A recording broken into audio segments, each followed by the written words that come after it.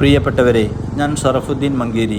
ഞാനും കൂട്ടുകാരും കഴിഞ്ഞ ദിവസം തമിഴ്നാട്ടിലൂടെ യാത്ര ചെയ്യുമ്പോഴാണ് ഈ വാഹനം ശ്രദ്ധയിൽപ്പെട്ടത്. അപകടത്തിൽ പൂർണ്ണമായും തകർന്ന് തരിപ്പണമായൊരു വാഹനം. വാഹനത്തിൻ്റെ മുൻഭാഗവും പിൻഭാഗവും രണ്ട് വശങ്ങളും പൂർണ്ണമായും തകർന്നിരിക്കുന്നു. വാഹനത്തിൻ്റെ എല്ലാ പാർട്സുകൾക്കും കേടുപാടുകൾ സംഭവിച്ചിരിക്കുന്നു.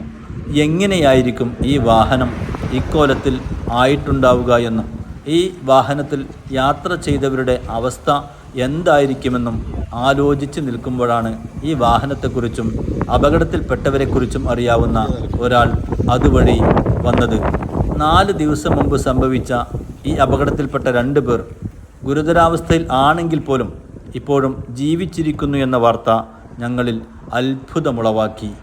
രാത്രി യാത്ര ചെയ്യവേ ഡ്രൈവർ ഉറങ്ങുകയും എതിർദിശയിൽ വന്ന 2 വാഹനങ്ങളിലിടിച്ച് മറിഞ്ഞ് വീണ്ടും മറിഞ്ഞാണ് ഈ വാഹനം ഇക്കോലത്തിലായത്. പ്രിയപ്പെട്ടവരെ, രാത്രി യാത്ര അത്യാവശ്യത്തിന് വേണ്ടി മാത്രമാക്കുക.